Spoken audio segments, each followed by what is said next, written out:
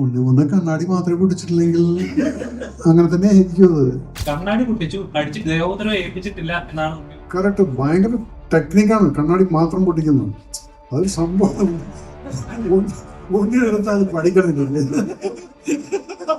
ഞാൻ ഇന്ന് കാലത്ത് ഉണ്ണിയെ വിളിച്ചിരുന്നു. അവൻ ഫോൺ എടുത്തിട്ടില്ല. അവനറിയാൻ ഞാൻ വിളിച്ച എന്താണ് സംസാരിക്കുന്നത്. അപ്പോൾ അവൾ വിളിച്ചിട്ടില്ല. ഇന്ന് മലയാള സിനിമയിൽ ഉണ്ണിമൂന്തൻ ഉണ്ടെങ്കിൽ 10-21 വർഷം മുന്നേ 21,000 രൂപ അഡ്വാൻസ് കൊടുത്തിട്ട് സിനിമയ്ക്ക് സൈൻ ചെയ്ത വ്യക്തിയാണ് ഈ മേജർ രവി. അന്ന് നിങ്ങൾ ഈ ഉണ്ണിമൂന്തനെ അറിയുപോലുമില്ല. എനിക്കെന്താ പറയുക, ഞാനൊരു മനുഷ്യനാണ്. എനിക്ക് രാഷ്ട്രീയമില്ല. രാഷ്ട്രീയത എൻ്റെ തലയിൽ അങ്ങനെ സാധനം ഉണ്ട്. BJPയുടെ വൈസ് പ്രസിഡന്റ് ഉണ്ട്. കാരണം ഞാൻ മോദി ഭക്തനും ആരാധനയിൽ തന്നെയാണ്. നിങ്ങൾ എന്ത് വിളിച്ചാലും ശരി. മോനെ, ഞാൻ ഒരിക്കലും രാജ്യസ്നേഹിയായിട്ടില്ല. ഞാൻ പട്ടാളത്തിൽ പോയി തുറന്നു 17 വയസ്സിൽ നാട് വിട്ട് ഓടിപ്പോയിട്ട് പട്ടാളത്തിൻ്റെ യൂണിഫോം ഇട്ട വ്യക്തിയാണ്.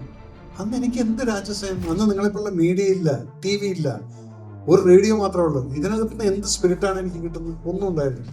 പിന്നെ അദ്ദേഹത്തിന് ഒരു പരാതി വന്നിട്ട് അതിനുശേഷം അദ്ദേഹത്തിന് സോഷ്യൽ മീഡിയയിൽ ക്രൂരമായ അറ്റാക്കുകൾ നടന്നുകൊണ്ടിരിക്കുന്ന പല ഇതിന്റെ കമന്റ് വന്നുകൊണ്ടിരിക്കുന്നു. അതുകൊണ്ടാണ് ശ്രദ്ധിക്കേണ്ടത്. താങ്കളുടെ നിലപാട്.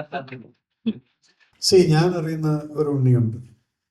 ഞങ്ങൾ ആദ്യം ഇന്ന് മലയാള സിനിമയിൽ ഉണ്ണിമൂന്തൻ ഉണ്ടെങ്കിൽ 10-21 വർഷം മുന്നേ 21,000 രൂപ അഡ്വാൻസ് കൊടുത്തിട്ട് സിനിമയ്ക്ക് സൈൻ ചെയ്ത വ്യക്തിയാണ് ഈ മേജർ രവി. അന്ന് നിങ്ങൾ ഈ ഉണ്ണിമൂന്തനെ അറിയുപോലുമില്ല. മാടക്കൊല്ലി എന്നുള്ളൊരു സിനിമ ചെയ്യേണ്ടതായിരുന്നു. അതിനുശേഷം പിന്നെ അത് നടന്നില്ല, അത് പോയി. അതിനുശേഷം പലയിടത്തും ഉണ്ണിമൂന്തൻ മേജർ രവി എടുത്തിട്ട് ഇടിച്ചു മുക്കി ഭയങ്കര ഹാപ്പി ആയിട്ട് നിങ്ങളെല്ലാം പബ്ലിഷ് ചെയ്ത് എല്ലാം ഉണ്ടായിരുന്നു. ഞാൻ ഒന്ന് ചോദിക്കില്ല, നമ്മൾ എന്തെങ്കിലും കേൾക്കുന്ന സമയത്ത് പെട്ടെന്ന് എടുത്തിട്ട് ചാടരുത്. എന്നാലും ഉണ്ണിയുടെ പ്രശ്നം എന്താണ്? ഉണ്ണി ഇടിച്ചു എന്ന് പറഞ്ഞാൽ ചിലപ്പോൾ ഇടിച്ചിട്ടുണ്ടായിരിക്കും. പക്ഷെ അതിന് എന്താ കാരണം എന്നുള്ളത് നിങ്ങൾക്ക് ആർക്കും അറിയുന്നില്ല. അപ്പൊ അത് വിട്. കാരണം ഒരു എക്സാമ്പിൾ പറയാം. ഇപ്പം എൻ്റെ വീടിനടുത്താണ് ആ ഒരു സ്ത്രീ 4 വയസ്സുള്ള പിഞ്ചു കുഞ്ഞിനെ കൊണ്ടുപോയിട്ട് നദിയിലിരുന്നു. നമ്മൾ ആദ്യം എന്താ പറയും? ഒരു തള്ളയായിട്ട് ചെയ്ത ഇങ്ങനെയുള്ള ലാംഗ്വേജിൽ നമ്മൾ യൂസ് ചെയ്യും. പിന്നീട് നിങ്ങൾ ചോദിക്കുമ്പോഴും അന്വേഷിക്കുമ്പോഴല്ലേ അറിഞ്ഞത് എന്താണതെന്നത്. ഒരമ്മയുടെ ആ ഒരു കുട്ടീനെ ഇതുപോലെ ഒരുത്തൻ പീഡിപ്പിച്ചുകൊണ്ടിരിക്കുന്നത് കണ്ടിട്ട് പിന്നെ ഈ അമ്മ ആലോചിക്കാൻ എന്തിനാണ് ഈ കുട്ടി ജീവിച്ചിരിക്കുന്നത്. അപ്പം ആദ്യം നമ്മൾ എന്തെങ്കിലും കേൾക്കുന്ന സമയത്ത് പെട്ടെന്ന് നമ്മൾ എല്ലാവരും കൂടെ അമ്മേനെയും കുറ്റപ്പെടും. അതിന്റെ കാരണം എന്താണ്? അത് ഭർത്താവിന്റെ അനിയനാണ്. ഇങ്ങനെല്ലാം പിന്നീടാണ് വരുന്നത്. അതുപോലെ ഉണ്ണിമൂന്നിന്റെ വെയിറ്റിംഗ് സ്റ്റേറ്റ്മെന്റ് വന്നിട്ടുണ്ട്. സ്റ്റേറ്റ്മെന്റ് കൊടുത്തിട്ടുണ്ട്. അതായത് കണ്ണാടി പൊട്ടിച്ചു, അടിച്ച് ദേവോത്തരം ഏൽപ്പിച്ചിട്ടില്ല എന്നാണ്. കറക്റ്റ്. ഭയങ്കര ടെക്നിക്കാണ് കണ്ണാടി മാത്രം പൊട്ടിക്കുന്നത്. അതൊരു സംഭവം ഉണ്ണിയെടുത്ത് അത് പഠിക്കണമെന്നില്ല.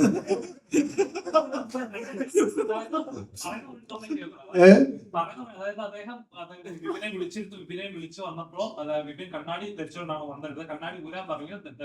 അതായത് അദ്ദേഹം ചെയ്ത തെറ്റുകൊണ്ട് അദ്ദേഹം മുഖത്ത് നോക്കി സംസാരിച്ചില്ല. പെട്ടെന്നുള്ള പ്രോഗ്രാമത്തിൽ അതായത് കണ്ണാടി ഊരി അത് പൊട്ടിച്ചു. അത് വാസ്തവമാണ്. പക്ഷെ അദ്ദേഹത്തെ ദേവോദ്രവം ഏൽപ്പിച്ചിട്ടില്ല എന്നാണ് പറയുന്നത്. കാരണം അദ്ദേഹം ആ വർഷമായി അദ്ദേഹത്തിന്റെ സുഹൃത്താണ്. പക്ഷെ പല സെറ്റുകളിൽ പല പ്രശ്നങ്ങൾ ഉണ്ടായിട്ടുണ്ടെന്നും ഒരു നടി അദ്ദേഹത്തിന് ചില പരാതി കൊടുത്തിട്ടുണ്ടോ അത് രമ്യതയിലാക്കിയത് ഉണ്ണിമൂന്തനാണെന്നും പറയുന്നു. വിശ്വസിക്കാണ്ട് ഇന്നലെ എന്താണ് ക്യാമറ മുന്നിൽ പിന്നെ കുറെ സ്റ്റേറ്റ്മെന്റ് വന്നിട്ട് അങ്ങനെ ചെയ്തിട്ടില്ല, കണ്ണാല് മാത്രം കുട്ടിച്ചുള്ളൂ എന്ന് പറയുന്നു. അപ്പൊ ഞാൻ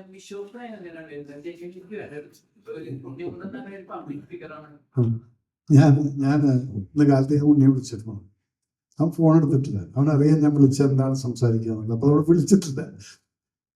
എനിക്ക് ഉണ്ണിമൂന്ന കണ്ണാടി മാത്രമേ പൊട്ടിച്ചിട്ടില്ലെങ്കിൽ അങ്ങനെ തന്നെ ആയിരിക്കും അത്. നീ എന്തിനു ടെൻഷൻ ഇരിക്കുന്നത്? കണ്ണാടിയുടെ കാര്യം പറയുമ്പോഴേ കണ്ണാടി തന്നെ ഏറ്റവും ശത്രുതയുള്ള ഏതൊരു നടൻ കൊടുത്ത കണ്ണാടിയാണ് ആ ചേട്ടൻ അണിഞ്ഞത്. അതുകൊണ്ടാണ് അത് പൊട്ടിച്ചതെന്ന് പറയുന്നത്. അപ്പൊ ഒരു കാര്യം ഞാൻ ഉണ്ണി കേൾക്കുന്നുണ്ടെങ്കിൽ എനിക്ക് മമ്മൂക്ക തന്നൊരു കണ്ണാടിയുണ്ട് മിഷൻ 90 കഴിഞ്ഞപ്പോ. ഞാനത് ഇട്ട് വരുമ്പോ പറയാം, നീ അന്ന് പൊട്ടിക്കല്ല. അല്ലില്ല, ആ കണ്ണാടിയോടുള്ള വിദ്വേഷം കൊണ്ടാണെന്നോ? ഉണ്ണിമൂന്തന് മലയാള സിനിമയിൽ ഒരു നടനോട് ശത്രുതയുണ്ട്. ആ ശത്രുതയുള്ള നടൻ സമ്മാനിച്ചൊരു കണ്ണാടിയായിരുന്നു ചേട്ടൻ അണിഞ്ഞത്. വിപിൻ അടിച്ചത്. അതുകൊണ്ടാണ് അത് പൊട്ടിച്ചത്. കറക്റ്റ്. അത്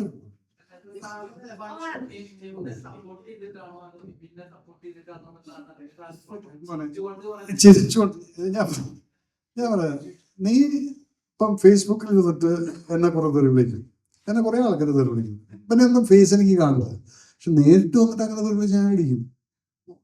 അത് ഉണ്ടാവില്ലേ? അപ്പൊ അതുകൊണ്ട് ആരും നേരിട്ട് ഒന്നും വിളിക്കൂല. അതുപോലെ ഉണ്ണിമൂന്തനെ ഇപ്പൊ തെറി വിളിച്ചോ ഇല്ലെന്ന് നമുക്കറിയില്ല, അല്ലെങ്കിൽ എന്താ സംഭവിച്ചതെന്ന്. ഉണ്ണി പറഞ്ഞല്ലോ ഞാൻ അടിച്ചിട്ടില്ല, കാരണം ചാർജ് ഷീറ്റ് വന്നു കഴിഞ്ഞാൽ ഞാൻ അടിച്ചോന്ന് പറയാൻ പറ്റില്ല. അത് പിന്നെ എന്ത് തന്നെയാണ് ശരി, കോടതിയിൽ അത് നമ്മളത് സ്ഥിരീകരിക്കണം. അപ്പൊ അതുകൊണ്ട് ഉണ്ണിമൂന്തം പറഞ്ഞു അടിച്ചില്ലെങ്കിൽ അടിച്ചില്ല, നമ്മളത് വിശ്വസിച്ചു. നിലപാട് എന്താണെന്ന് വെച്ചാൽ നിലപാട് ഇത്രയേ ഉള്ളൂ. ഉണ്ണി എന്ത് പറഞ്ഞു അതങ്ങനെ. ഇനി വിപിൻ എന്നെ വിളിച്ചു പറഞ്ഞു, ഇല്ല ചേട്ടാ എന്നെ അടിച്ചു. ആ അടിച്ചു, നീ എനിക്കിട്ടേ അങ്ങനെ പിന്നെ വിളിച്ചിട്ട് കിട്ടിയില്ല. അതാ ഞാൻ പറയാൻ, ഞാൻ ചോദിക്കണല്ലോ രണ്ടുപേരുടെ. കറക്റ്റ്.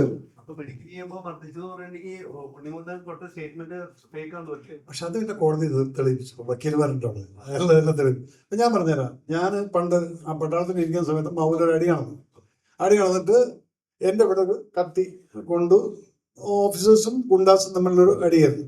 പക്ഷെ അത് പിന്നെ എന്താ വെച്ചാൽ പെട്ടെന്ന് ടേൺ ചെയ്തു. കംപ്ലീറ്റ് ഓഫീസേഴ്സ് സപ്പോർട്ട് ചെയ്തിട്ട് എന്നെ ഹോസ്പിറ്റലിൽ പോകാൻ പറഞ്ഞു, ഇഞ്ചുറി റിപ്പോർട്ട് എഴുതാൻ വേണ്ടിയിട്ട്. അപ്പൊ അവിടെ ഇരുന്നിരുന്ന ആള് ഒരു സർദാർ ഓഫീസറായിരുന്നു. ഒരു പേപ്പർ എടുത്ത് തന്നു, രാത്രിയായിരുന്നു. അതിൽ നിന്റെ എവിടെയൊക്കെ അപ്പൊ ഞാൻ നോക്കി, എന്റെ ശരീരത്തിൽ മുഴുവൻ ചതവ്, ഇടി, കുത്ത്, മുറി ഇതെല്ലാം ഉണ്ട് ഈ പേപ്പറിനകത്ത്. എനിക്ക് ആകെ ഇവിടെ മാത്രമേ ഉള്ളൂ, അത്രയേ ഉള്ളൂ. അതവിടെ കേസ് വരുന്ന സമയത്ത് നമുക്ക് ഇതൊക്കെ മാറ്റി. ട്രീറ്റ്മെന്റ് പറയുന്ന സമയത്ത് ഒരു കലാകാരൻ എന്ന നിലയിലല്ലാതെ ഒരു രാഷ്ട്രീയക്കാരൻ ഒരു ബാധ്യത സാറിനെ ഇപ്പൊ ഒരു ഉണ്ണിമുദ്ര കേസ് പറയുമ്പോൾ ഉണ്ണിമുദ്ര ഒരു സംഖ്യയാണോ, അല്ലെങ്കിൽ ഉണ്ണിമുദ്ര ഒരു BJP കാരനാണോ നമ്മൾ അറിഞ്ഞിട്ടില്ല. അപ്പം നമ്മൾ അറിയാത്തൊരു കാര്യം, കാരണം എന്താണ് ഇവിടെ നടന്നിരിക്കുന്നത്, എന്തുകൊണ്ട് ഉണ്ണി അത് ചെയ്തു. അപ്പം ഇത് നമ്മൾ അറിയാതെ, അതുകൊണ്ടാണ് ഞാൻ ആ ഉദാഹരണം പറഞ്ഞത്. അമ്മയുടെ കാര്യത്തിൽ ഞാൻ അന്ന് ഭയങ്കരമായിട്ട് എന്നെ DYSP ആണ് വിളിച്ച് സംസാരിച്ചു, പുത്തൻകുരിശ്. ഞാൻ എന്തോ കാര്യത്തിന് വിളിച്ചാണ്, ഒരു ബൈക്ക് കൂടെ കിടക്കണ്ടെന്ന് പറഞ്ഞു. സാറേ എന്നാൽ രാത്രി മുഴുവൻ ഉറക്കമില്ലായിരുന്നു. ഇങ്ങനെ പറഞ്ഞു, വാട്ട്, എന്തൊരു അമ്മയുടെ ഒന്നും ചോദിച്ചു. ഇതാണ് ആദ്യം പറയുന്നത്. പക്ഷെ പിന്നീട് അറിയുമ്പോഴാണ് ഇതിൻ്റെയൊക്കെ എന്തൊക്കെ മാനസിക, ഒരു പെറ്റമ്മയല്ലേ. അപ്പൊ നമ്മൾ ആദ്യം ഒരു കൺക്ലൂഷനും വരരുത്. അത് പറഞ്ഞ സോഷ്യൽ മീഡിയക്കകത്ത് ഇന്നലെ ഒരു സാധനം വന്നിരിക്കുകയാണ്, കാശ്മീരി പോലീസ് നടന്നു പോകുന്ന ഒരു കാശ്മീരിനെ പിടിച്ചു നോക്കുമ്പോൾ കുറെ തോക്കും സാധനങ്ങളെല്ലാം കിട്ടിയതാണ്. ആ പോലീസുകാരന്റെ തോളത്തിരിക്കുന്നത് പാകിസ്ഥാൻ ആർമി എന്നുള്ളത്, അവന്റെ സ്റ്റാർ. ഇത് നമ്മൾ നോക്കുന്നില്ല, അങ്ങനെ വിട്ടു, നമ്മളങ്ങനെ ഫോർവേഡ് ചെയ്യണം. സോ ആദ്യമായിട്ട് ഫാക്ട് ചെക്ക് ചെയ്യില്ല. ഇത് വളരെ എളുപ്പമാണ് ഫോർവേഡ് ചെയ്യും. നല്ല വേല 5 പേർക്ക് ഫോർവേഡ് ചെയ്യാൻ പറ്റില്ല. നിലവില് ഏറ്റവും പോപ്പുലർ ഒരു കലാകാരനുമാണ്. അപ്പൊ ഈ വിഷയങ്ങളിലൊക്കെ സംസാരിക്കുന്ന സമയത്ത് ഈ നമ്മളിപ്പോ കലാകാരൻ എന്ന നിലയിൽ സംസാരിക്കുന്നതും അല്ലെങ്കിൽ ഒരു രാഷ്ട്രീയ പ്രസ്ഥാനത്തിന്റെ ഒരു വക്താവെന്ന നിലയിൽ സംസാരിക്കുന്ന ഒരു വ്യത്യാസം ഉണ്ടോ? ഒരു കലാകാരനോ എനിക്ക് എന്താണെന്ന് അറിയാം, ഞാനൊരു മനുഷ്യനാണ്. എനിക്ക് രാഷ്ട്രീയമില്ല. രാഷ്ട്രീയത എൻ്റെ തലയിൽ അങ്ങനെ ഒരു സാധനം ഉണ്ട്, BJPയുടെ വൈസ് പ്രസിഡന്റ് എന്നുള്ളത്. കാരണം ഞാൻ മോദി ഭക്തനും ആരാധനകൾ തന്നെയാണ്. നിങ്ങൾ എന്നെ എന്ത് വിളിച്ചാലും ശരി, ഇന്ന് ഫൈനാൻഷ്യൽ സ്റ്റാറ്റസ്, ഞാൻ ഇന്ത്യയുടെ ഒരു പ്രോസ്പെറിറ്റിയാണ് ഞാൻ നോക്കുന്നത്. ഓക്കെ, അതിനെ നോക്കുന്ന സമയത്ത് ഈ ഒരു പ്രധാനമന്ത്രി കറക്റ്റ്. അപ്പൊ അതിനെ ഞാൻ ആരാധിക്കും, എല്ലാം ചെയ്യും. നിങ്ങൾ എന്ത് വേണമെങ്കിലും വിളിച്ചോളൂ, കാരണം ഞാനത് നേരിട്ടല്ലല്ലോ എന്നെ വിളിക്കുന്നത്. അപ്പൊ അത് ഞാൻ കേൾക്കാം. ഉണ്ണിമൂന്തൻ എന്നുള്ളൊരു വ്യക്തി അത് BJPക്കാരനും അല്ല, RSSകാരനും അല്ല, ഒന്നുമല്ല. മോദിജിയുടെ കൂടെ ഇരുന്നൊരു ഫോട്ടോ എടുത്തു, ഗുജറാത്ത് ബന്ധത്തിൽ കുറച്ച് ഗുജറാത്തിൽ സംസാരിച്ചു, അത്രേ ഉള്ളൂ. ഉണ്ണിമൂന്തന് പാർട്ടിയുടെ മെമ്പർഷിപ്പ് ഒന്നുമില്ല. എനിക്ക് ഉണ്ണിമൂന്തനെ സംരക്ഷിക്കേണ്ട ബാധ്യതയില്ല, ഒരു ബാധ്യതയില്ല. ഞാനൊരു കലാകാരൻ എന്ന നിലയ്ക്ക് എനിക്ക് തമാശയായിട്ടാണ് തോന്നിയത്. അവനെ ഞാൻ എപ്പോഴും കാണുന്നത് വളരെ ഇമ്മച്ചുവർഡ് ആയിട്ടുള്ളൊരു കുട്ടീന്നാണ് ഞാൻ വിളിക്കുക. ഞാൻ ചിലപ്പോൾ അതാണ് ഇന്ന് ഫോൺ വിളിച്ചപ്പോൾ എടുത്തിട്ടില്ല, കാരണം എനിക്കറിയാം ഞാൻ എന്താ പറയാൻ പോകുന്നത്. എന്ത് തന്നെയായാലും ശരി, ഒരാളെ ഇതിൽ സപ്പോർട്ട് ചെയ്യലല്ല. അപ്പം എന്തുകൊണ്ട് ഒരു വ്യക്തി എന്തുകൊണ്ട് അങ്ങനെ ചെയ്തു? ഉണ്ണി ശാസനോ അബൌട്ട് 37 years ആയിരിക്കും. അവർ 37 വയസ്സിൻ്റെ ഒരു പക്വത. വിപിന് എനിക്ക് തോന്നുന്നു 40 വയസ്സോ എന്തോ ആയിരിക്കും, അല്ലേ? അപ്പൊ രണ്ടുപേർക്കും എന്തെങ്കിലും കാര്യം കാണും, അത് പിന്നീട് അറിയോ എന്താണെങ്കിലും. ചോദിക്കാൻ കാരണം സാർ ഇപ്പൊ സോഷ്യൽ മീഡിയയിൽ അതിക്രമം പറഞ്ഞല്ലോ. ഉണ്ണിമുത്തൻ സാറിനെ അടിച്ചതൊക്കെ പറഞ്ഞ് വാർത്തകളൊക്കെ വന്നെന്ന് പറഞ്ഞിട്ട് ഉണ്ടാകുന്ന ഒരു എഫക്ട് ഉണ്ടല്ലോ ഇങ്ങനെ ഒരു വാർത്ത വരുമ്പോൾ സാറിനെ പോലെ ഒരാളെ അടിച്ചു എന്നൊരു സോഷ്യൽ മീഡിയയിൽ ഒരു വാർത്ത വരുമ്പോൾ ഉണ്ടാകുന്ന ഒരു ഇവിടെയാണ് മോനെ. ഞാൻ എന്താന്ന് പറയാ, ഞാനൊരു വ്യക്തി, നിങ്ങൾ എന്റെ ഫേസ്ബുക്ക് ലൈവ് കണ്ടിട്ടുണ്ട്. ഞാൻ പടപടപടാന്ന് അടിച്ചിടങ്ങ് പോകും. വല്ലപ്പോഴും ഒന്ന് കമന്റിൽ നോക്കും, ഹായ് ഹലോ, ഒരു തെറി കാണും, താങ്ക് യു എന്ന് പറയുന്നത്, ഞാൻ അങ്ങനെ പോകും. ഇത് കഴിഞ്ഞിട്ട് പിന്നീട് ഞാൻ അതിനെക്കുറിച്ച് ചിന്തിക്കില്ല. എന്റെ അഡ്മിൻ ഉണ്ട്, എന്റെ ക്ലാസ്മേറ്റിന്റെ മോളാണ്, അവൾ പേഷ്യന്റിൽ വർക്ക് ചെയ്യുന്നു. അവൾ അങ്കിള് ഞാൻ നീ എന്തെങ്കിലും വായിക്കാൻ പോകുന്നു, ഞാൻ പറയാതെ ഞാൻ പറഞ്ഞു പോയി. പിന്നീട് ഇതേ ആളുകൾ തന്നെ ഇപ്പം എബ്രാന്റെ സമയം വന്ന സമയത്ത് എനിക്ക് ഇട്ടിട്ട് അങ്ങ് പൊങ്കാല മോഹൻലാൽ താഴ്ത്തു. ആദ്യം മോഹൻലാലിനെ എടുത്തിട്ട് എയറിലിട്ടു. അത് കഴിഞ്ഞ് അന്ന് രാത്രി ഞാൻ ഈ ലൈവ് കൊടുത്തപ്പോൾ എന്നെ എടുത്തിട്ട് എയറിലിട്ടു. അങ്ങനെ പോകുന്നു. ഞാൻ എയറിൽ നിന്നുള്ളത് നിങ്ങൾ വിചാരിക്കും ഞാൻ താഴത്തെ വണ്ടി ഓടിച്ചുകൊണ്ട് നടക്കുകയായിരുന്നു. ഇത് കഴിഞ്ഞിട്ട് പേൽഗാം വിഷയമാണ്. ഇതേ ആളുകൾ എന്നെ തെറി വിളിച്ചിരുന്ന അതേ ആളുകൾ ഞാനെന്തോ മഹാനാണ്, ദൈവമാണ് എന്നും പറഞ്ഞു. ഇത്രയുള്ളൂ. ആദ്യമായിട്ട് നിങ്ങൾ ആദ്യം ഒരു മനുഷ്യനെ ഇൻഡിവിജ്വലിനെ മനസ്സിലാക്കുക. ഒരു ഫേസ്ബുക്ക് അല്ലെങ്കിൽ സോഷ്യൽ മീഡിയ നിങ്ങൾക്ക് ആര് വേണമെങ്കിൽ തെളിവിക്കാം. But you should have the guts to call him up and say, hello major Ravi എടാ എന്നുള്ളത് നീ അവിടെ എഴുതിയിട്ടുണ്ടെങ്കിൽ അതുപോലെ എന്നെ വിളിക്കും വിത്ത് എ നമ്പർ.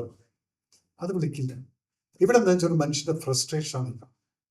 അപ്പം ഇത് ഇവിടെ കാണുന്നതാണ് ഈ അസൂയ കൊണ്ടിട്ടതൊക്കെ എന്നെ കൊണ്ട് ചെയ്യാൻ പറ്റില്ല. അപ്പം തെറിയിൽ വിളിക്കും. ഇതാണ് വെച്ചോണ്ടിരിക്കും. നിനക്ക് മനസ്സമാനം കെട്ടിട്ട് എനിക്ക് ഒരു പ്രശ്നമുണ്ട്, because I M always positive. നീ ഇനി ഒരു കാര്യം ചോദിച്ചാൽ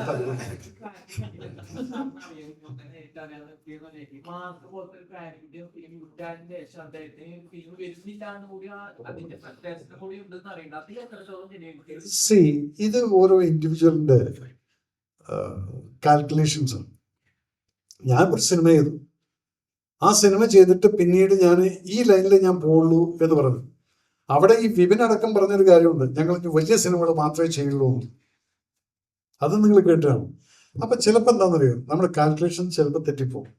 ഇവിടെയാണ് ഞാൻ പറയുന്നത്, പരാജയം എന്നുള്ളത് വന്നു കഴിഞ്ഞാലും അതിനെ മറക്കാൻ എളുപ്പമാണ്. പക്ഷെ ഒരു വിജയം വന്നിട്ട് അതിനെ ഹോൾഡ് ചെയ്യാന്ന് പറയുന്നത് അത് ഭയങ്കര ഡിഫിക്കൽട്ടാണ്. അതിനെ കൊണ്ടുപോകണമെങ്കിൽ നിനക്ക് ആ പരാജയം എടുക്കാനുള്ള ചങ്കോട്ടം ഉണ്ടായിരിക്കണം. ഓക്കെ, ഞാൻ ഇനിയും തിരിച്ചു വരുള്ളൂ. അപ്പൊ അങ്ങനെ വന്നു കഴിഞ്ഞാൽ ഉണ്ണിക്കിന്റെ ഇങ്ങനെ ഈ ഫ്രസ്ട്രേഷൻ ഉണ്ടെന്നുള്ള ഞാൻ വിശ്വസിക്കില്ല. പക്ഷെ അത് ഉണ്ടാവുന്ന എങ്ങനെയാണ്, നിങ്ങളുടെ ഇമ്മച്യൂരിറ്റി, ആ തോട്ട് പ്രോസസ്സിനകത്ത് you should think that no this not nothing. അതിപ്പം വിപിൻ പറഞ്ഞല്ലോ, നിങ്ങൾ കേട്ട്. ഉണ്ണി എന്ത് പറഞ്ഞു? പറഞ്ഞില്ലല്ലോ. അപ്പൊ അതുകൊണ്ട് ഉണ്ണിയുടെ ആണ് വിടുപ്പം. 2 ദിവസം കഴിയട്ടെ, നിങ്ങൾ ഉണ്ണിയുടെ ഇന്റർവ്യൂ എടുക്കും, എന്നിട്ട് എൻ്റെ അടുത്തേക്ക് വാ, എന്നിട്ട് നമുക്ക് ഒറ്റയ്ക്ക് ഇരുന്ന് സംസാരിക്കാം. എന്താ പോലെ അതെല്ലേ, ഉണ്ണി മുകുന്ദൻ തന്നെ ഒരുപാട് കേസുകളിലൊക്കെ പെട്ടിട്ടുണ്ടല്ലോ, ഒരുപാട് അസഭ്യമൊക്കെ പറഞ്ഞിട്ടൊക്കെ ഫോണിലൊക്കെ നമ്മൾ കണ്ടിട്ടുള്ളതാണ്, അതിന്റെ ഓഡിയോ റെക്കോർഡൊക്കെ. അപ്പൊ അങ്ങനെ അപ്പൊ ഉണ്ണി എന്ന് പറയുന്ന ആ ഒരു നടനെ അത്രത്തോളം 2 ഭാഗത്തും തെറ്റുണ്ടാവില്ലേ? അപ്പൊ ഉണ്ണി ഒരു തെറ്റും ചെയ്തിട്ടില്ല എന്ന് പറയുന്നത് ശരിയാണ്? ഉണ്ണിയല്ലേ വിട്ടേക്ക്,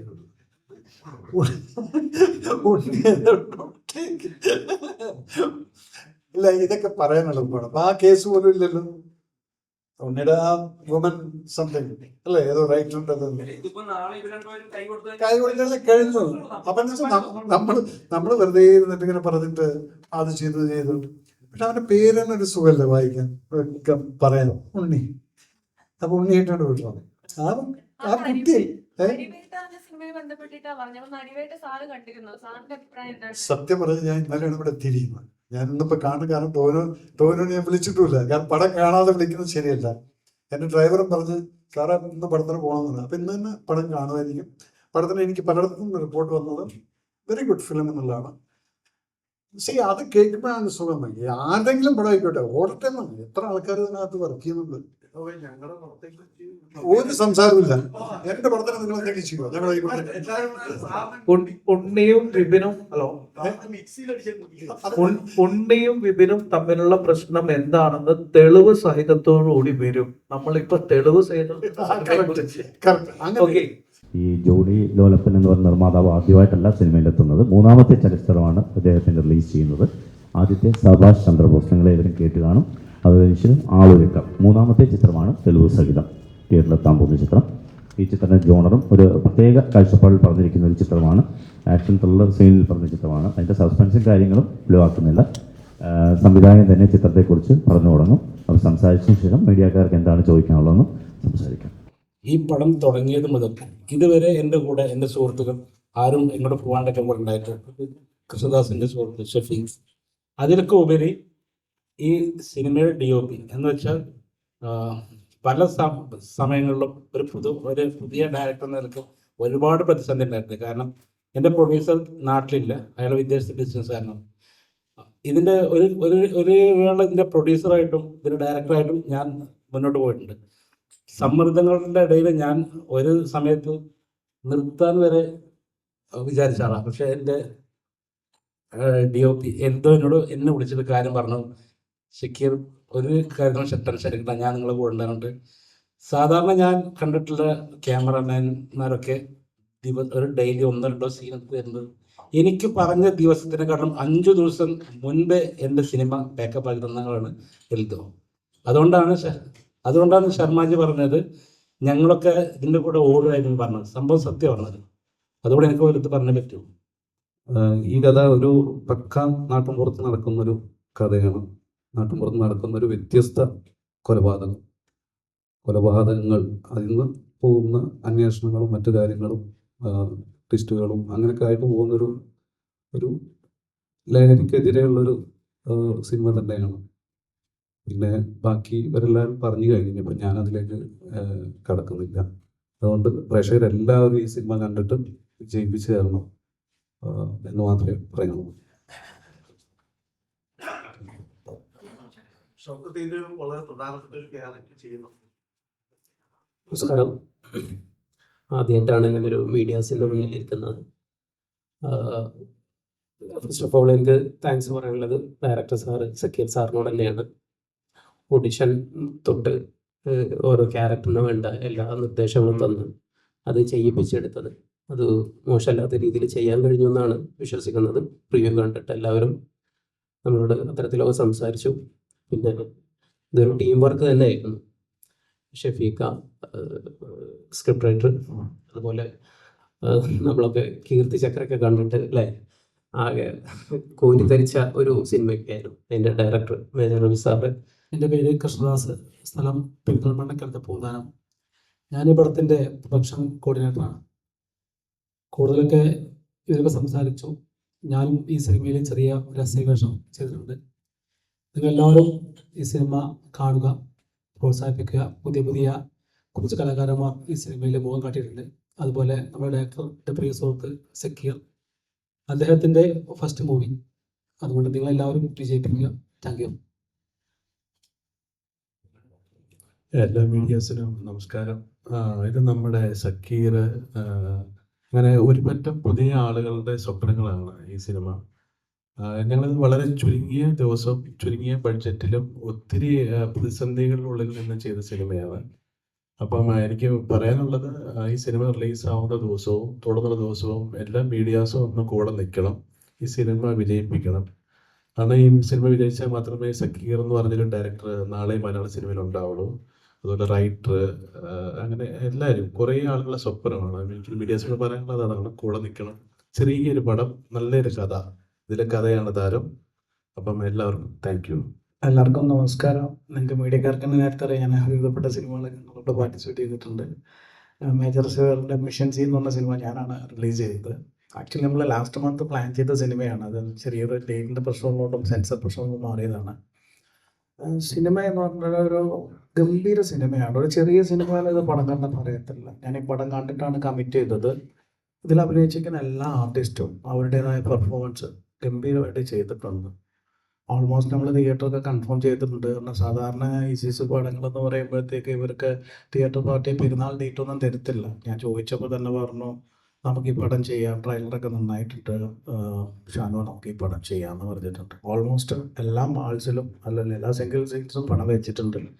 പിന്നെ നിങ്ങളുടെ ഒരു മീഡിയാസിൻ്റെ ചെറിയൊരു സപ്പോർട്ടുണ്ടെങ്കിൽ ഈ പടം ക്ലിക്കാവാനുള്ള എല്ലാ പോസിബിലിറ്റീസുള്ള ഒരു പ്രോജക്റ്റാണ്. അപ്പം നമ്മളെ കൂടെ സഹകരിക്കുക. Thank you for all.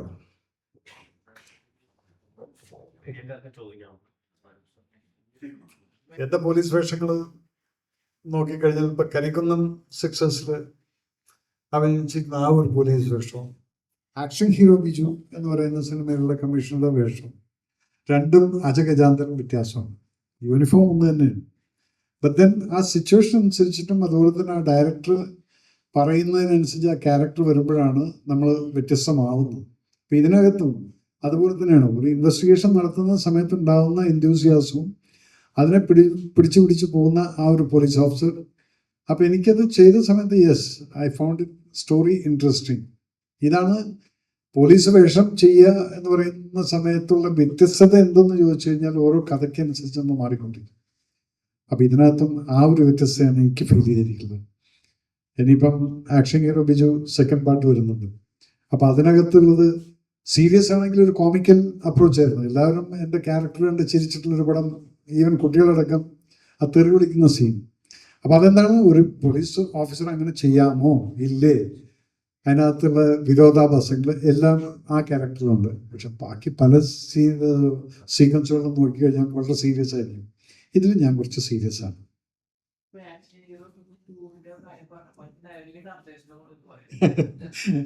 അത് ഷൈൻ ഓൾറെഡി കഥയെല്ലാം ഓൾറെഡി കംപ്ലീറ്റ് ചെയ്തിരിക്കുന്നു. ഇവിടെ ആ സ്ഥലം പറഞ്ഞു കഴിഞ്ഞാൽ ചിലപ്പോൾ ഷൈൻ ഇഷ്ടപ്പെടില്ല. അവനിവിടുന്ന് കേരളത്തിന് പുറത്ത് കുറേ ദൂരത്ത് പോയിട്ട് ഒരു ബോർഡർ ഏരിയയിൽ ഷൂട്ടെല്ലാം ചെയ്ത് വന്നിട്ടുണ്ട് കുറച്ച് സീക്വൻസ്. അപ്പം ഷൈനെ സംബന്ധിച്ചിടത്തോളം അത് പുറത്ത് വിടണ്ടെന്നുള്ളതാണ്. അതുകൊണ്ട് ഞാൻ ആ സ്ഥലം പറയുന്നില്ല. പക്ഷെ കാര്യങ്ങൾ നടക്കുന്നുണ്ട്. ഇപ്പം ഷൈൻ പെട്ടെന്ന് ഒരു പടം ചെയ്യുന്നുണ്ട്. അതുകൊണ്ട് നിവിൻ പോളിറ്റി ഡേറ്റും കൂടെ ഒന്നും മാറിയിരിക്കുന്നു. ബിക്കോസ് ഈസ് ഡൂയിങ് ഇപ്പം ലിസ്റ്റിൻ്റെ പടം ചെയ്യുന്നുണ്ട്. എൻ്റെ അസിസ്റ്റൻ്റാണ് അത് ഡയറക്റ്റ് ചെയ്യുന്നത്. അപ്പം ആ പടത്തിനത് ഞാനേ ഇവർക്ക് സാറേ ഇവർക്കൊരു ന്യൂസ് കണ്ടന്റ് കൊടുക്കുന്നു. ന്യൂസ് കണ്ടന്റ്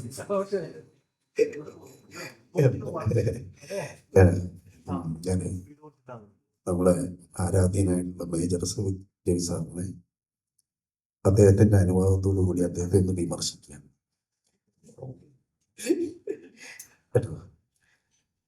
അഭിപ്രായം ഉള്ളതുപോലെ തന്നെ അഭിപ്രായ വ്യത്യാസങ്ങൾ ഉണ്ട് നമ്മുടെ ജനങ്ങളിൽ. ദേശ്മുഖിൻ്റെ നാടകമാണ് മേൽവിലാസം ആയിട്ട് വന്നിട്ടുള്ളത്. സാറ് പറഞ്ഞു അത് ഇപ്പോഴത്തെ അറിവാണ്. ശരിയാണ്, ലോകത്ത് മുഴുവനും മനുഷ്യരാണ്.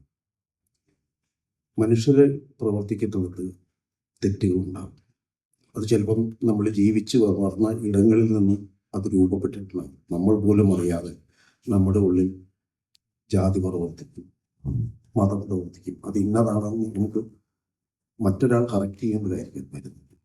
പട്ടാളത്തിൽ അതില്ല എന്ന് സാറ് പ്രവർത്തിച്ചിട്ടുണ്ടാവില്ല, സാറ് നിന്ന സ്ഥലത്ത് അത് ഉണ്ടായി എന്ന് വരില്ല. പക്ഷേ അത്തരത്തിൽ കാരണം കൃത്യമായിട്ടുള്ളൊരു നിയമ ഇതിനകത്തൂടെ പോകുമ്പോഴത്തേക്കും ചിലപ്പോൾ അത് പ്രവർത്തിക്കാൻ കഴിഞ്ഞെന്ന് വരില്ല. പക്ഷെ ഉള്ളിൻ്റെ ഉള്ളിൽ അതുണ്ടായേക്കാം. ആ ഒരു സാധ്യതയെ തുറന്നു കാണിക്കുന്ന ഒരു സിനിമ തന്നെയാണ് മേൽവിലാസം. അങ്ങനെ ഒരു സാധ്യത ഉണ്ടായേക്കാം. നമ്മുടെ ഈ മനുഷ്യരുടെ അടുത്ത് മാത്രമാണ് ഇതെല്ലാം പ്രശ്നമുള്ളത് അല്ലേ? മനുഷ്യർക്കല്ലേ ഇതെല്ലാം ഉള്ളത്. അവര് ഇപ്പൊ ചിലപ്പം നമ്മൾ തന്നെ ഈ വിദ്യാഭ്യാസമായിട്ട് ഇത്തിരി ഒന്ന് താഴ്ന്ന ഇല്ലെങ്കിൽ ഒരു വിദ്യാഭ്യാസം ഇല്ല എന്ന് പറയുന്ന ഒരു മനുഷ്യനോട് വിദ്യാഭ്യാസമുള്ള ഒരു ആള് ഇടപെടുന്നതിനകത്ത് ചില വ്യത്യാസങ്ങളുണ്ടാവും. ദൂരെ മാറി നിൽക്കുന്ന ഒരാൾക്കായിരിക്കും ആ ഇടപെടൽ ചിലപ്പം ഏറ്റവും നന്നായിട്ട് മനസ്സിലാകുക. ഇപ്പൊ സാറ് നിന്ന സ്ഥലത്ത് അതൊന്നും ഉണ്ടായിന്ന് വരില്ല, സമ്മതിക്കുന്നുണ്ട്. അതെ, പക്ഷെ ഉണ്ട് എന്ന് പോലീസിലുണ്ട്, സാധാരണ കച്ചവട സ്ഥാപനങ്ങളുണ്ട്, മനുഷ്യർക്കിടയിലുണ്ട്, ഇതെല്ലാം ഉണ്ട്. ഇതൊക്കെ ഏറ്റവും ശരിക്കും പറഞ്ഞാൽ അത് അനുഭവിച്ചിട്ടുള്ളവർക്ക് മാത്രമേ ഉള്ളൂ. സാമ്പത്തികമായിട്ടുള്ള അസമത്വം അനുഭവിച്ചിട്ടുള്ള മനുഷ്യർ നിറത്തിന്റെ പേരിൽ എന്തിനാ കഷണ്ടി വന്നതിന്റെ പേരിൽ അസമത്വം അനുഭവിക്കുന്ന ആൾക്കാരുണ്ട്. പറഞ്ഞത് അപ്പൊ നമുക്ക് പട്ടാളത്തിൽ അതില്ല എന്നല്ല, അതുണ്ടാവും. മനുഷ്യരാണ് കൺട്രി ഉണ്ട്. ആ കൺട്രിയിൽ ആ രാജ്യത്തിലെ ഏത് ആളുകളായാലും 2 വർഷമെങ്കിലും പട്ടാളത്തിൽ ജോയിൻ ചെയ്യുന്നുണ്ട്. നമ്മുടെ ഇന്ത്യയില് പലരും ഗവൺമെന്റ് സാധ്യതകള് ആ ജോലി അവരുടെ സേവനങ്ങള് കിട്ടാൻ വേണ്ടി പട്ടാളത്തിൽ ജോയിൻ ചെയ്യാൻ പോകുന്നവരുണ്ട്. ഒരു നിശ്ചിത ശതമാനം ആളുകൾ, എല്ലാവരും അല്ല. അപ്പൊ അത്രയും ആളുകൾ രാജ്യസ്നേഹത്തോടെ മാത്രമല്ല ഒരു പട്ടാളത്തിൽ പോകുന്നത്. മോനെ, ഞാൻ ഒരിക്കലും രാജസ്നേഹിയായിട്ടല്ല ഞാൻ പട്ടാളത്തിൽ പോയി. തുറന്നു 17.5 വയസ്സിൽ നാട് വിട്ട് ഓടിപ്പോയിട്ട് പട്ടാളത്തിന്റെ യൂണിഫോം ഇട്ട വ്യക്തിയാണ്. അന്ന് എനിക്ക് എന്ത് രാജസ്നേഹം! അന്ന് നിങ്ങളെപ്പോലുള്ള മീഡിയ ഇല്ല, TV ഇല്ല, ഒരു റേഡിയോ മാത്രമേ ഉള്ളൂ. ഇതിനകത്ത് നിന്ന് എന്ത് സ്പിരിറ്റാണ് എനിക്ക് കിട്ടുന്നത്? ഒന്നും ഉണ്ടായിരുന്നില്ല. അങ്ങനെയുള്ള പട്ടാള സിനിമകളും ഉണ്ടായിട്ടില്ല. പക്ഷെ എൻ്റെ വീട്ടിനകത്ത് അച്ഛൻ്റെ പ്രദേശം മുഴുവൻ പട്ടാളക്കാർ, അച്ഛൻ്റെ പെങ്ങളുടെ ഭർത്താക്കന്മാർ 2 പേരും പട്ടാളക്കാർ. അപ്പൊ കാണുന്ന മുഴുവൻ പട്ടാളം. പിന്നെന്താണ്, അവരുടെ എഡ്യൂക്കേഷൻ നോക്കി 8ാം ക്ലാസ്സേ ഉള്ളൂ. അപ്പൊ എൻ്റെ ഐഡിയ എന്തായിരുന്നു? പഠിക്കേണ്ടാത്തൊരു സ്ഥലം പട്ടാളമാണ്.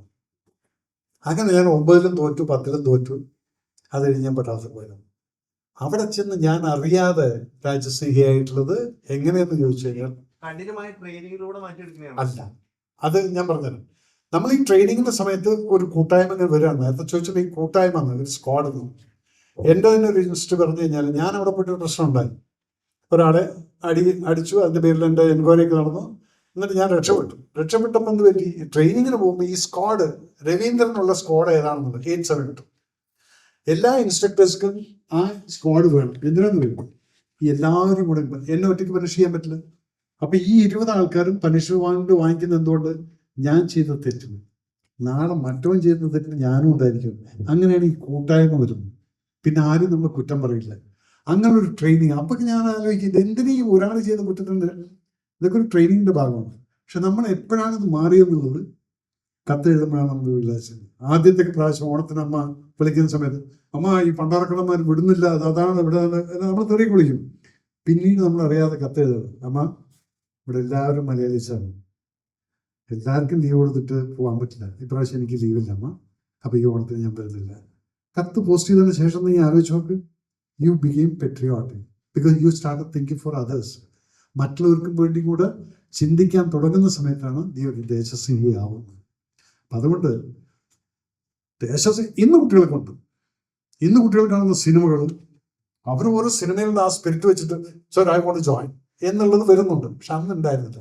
ഇന്ന് പലരും അവിടെ വരുന്ന പെട്രിയോട്ടിസത്തിൽ തന്നെയാണ് ഇന്നത്തെ കുട്ടികൾ വരുന്നത്. ഞാൻ ട്രെയിനിങ് കൊടുക്കുന്നുണ്ട് കുട്ടികൾ എൻ്റെ അക്കാഡമിയിൽ. അവരെല്ലാം ആ സ്പിരിറ്റാണ്. അതുകൊണ്ട് ഇത് പറയരുത് പെട്രിയോട്ടിക് ആയതുകൊണ്ടാണ് പട്ടാളത്തിൽ ചേർന്നത്. അവിടെ ചെന്നാൽ ഓട്ടോമാറ്റിക്കലി ആയിക്കോളുമാണ്. ഈ പറഞ്ഞ കാര്യങ്ങളൊക്കെ നീ ചോദിച്ചല്ലോ, മേൽവിലാസം, ഈ ഇതൊന്നും ഇല്ലാതെ നമ്മളൊരു ന്യൂട്രലായിട്ട് എല്ലാവർക്കും വേണ്ടിയിട്ടാണെന്നുള്ള ആ ഒരു സ്റ്റേജ് നമ്മൾ കാണുന്ന സമയത്ത് വി ബിക്കം ഡിഫറെൻറ്റ്. ഒരിക്കലും ഞങ്ങൾ ഡിസ്പാരിറ്റി കാണിക്കാറില്ല. എനിക്ക് ഈ സിനിമയെ കുറിച്ച് നീ വല്ല ചോദിച്ചോ പറഞ്ഞിട്ട് ഇവിടെ തിരക്കില്ല. അതിന് നിങ്ങൾക്കെല്ലാവരും സമയമില്ല.